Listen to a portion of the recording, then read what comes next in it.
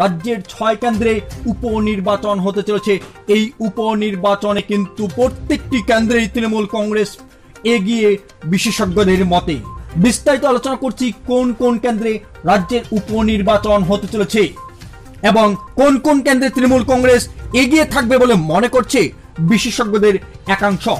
উপনির্বাচন হতে চলেছে ভবানীপুরে জয়ী হয়েছিলেন তৃণমূল কংগ্রেস প্রার্থী শোভনদেব চট্টোপাধ্যায়। তিনি ইস্তফা দিয়েছেন।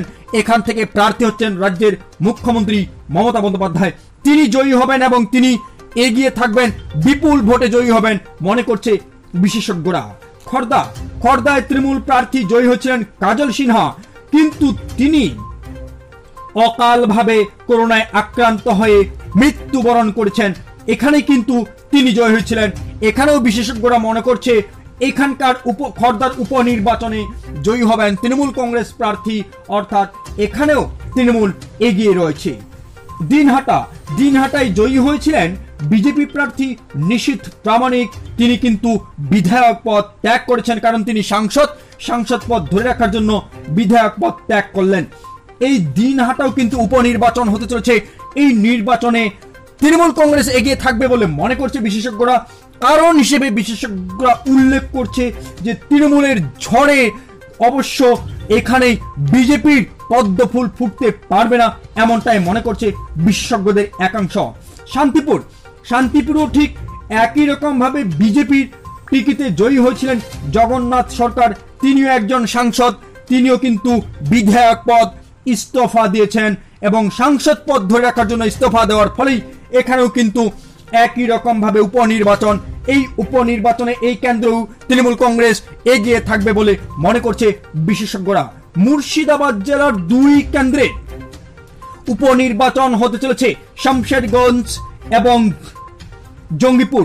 শমশেরগঞ্জে উপনির্বাচনের কারণ ভোটের আগেই কোভিড আক্রান্ত হয়ে মারা গেছেন কংগ্রেস প্রার্থী রেজাউল হক। ফলে কিন্তু এখানে উপনির্বাচন, আর এই উপনির্বাচনে তৃণমূল কংগ্রেস এগিয়ে থাকবে বলে মনে করছে রাজনৈতিক মহল। কারণ হিসেবে তারা উল্লেখ করছেন যে 81% মুসলিম ভোট রয়েছে। সংখ্যালঘু ভোটের তৃণমূল কংগ্রেসের খুব বড় একটা ফ্যাক্টর এবং খুব বড় একটা ফ্যাক্টর হিসেবে কাজ করেছে। ফলে কিন্তু রাজ্যের তৃণমূল কংগ্রেসের ব্যাপক জয়।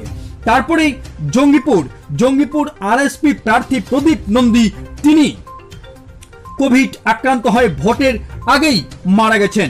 ফলে এখানেও কিন্তু উপনির্বাচন। এই উপনির্বাচনও একই রকম ভাবে রাজনৈতিক বিশেষজ্ঞরা তৃণমূল কংগ্রেসকে এগিয়ে রাখছেন। কারণ হিসেবে উল্লেখ করছেন যে 53% মুসলিম ভোট রয়েছে জঙ্গিপুরে। এখানেও কিন্তু একই রকম এই সংখ্যালঘু ভোটগুলো তৃণমূলের ঝুলিতে যাবে বলে মনে করছে রাজনৈতিক মহলের একাংশ। নির্বাচনের ফলে স্পষ্ট সংখ্যালঘু ভোট তৃণমূলের ঝুলিতেই গেছে। ফলে তৃণমূল নেত্রী মমতা বন্দ্যোপাধ্যায়ের দল চ্যাম্পিয়ন এবং 213টি আসন পেয়েছে মমতা বন্দ্যোপাধ্যায়ের দল। যদি এই 6 আসনে তৃণমূল জয়ী হয় তাহলে তৃণমূলের মোট আসন দাঁড়াবে 219 এবং বিজেপির আসন কমে হয়ে যাবে 75। মোট 294 আসনের মধ্যে 219টি আসন দখল করতে চলেছে তৃণমূল কংগ্রেস।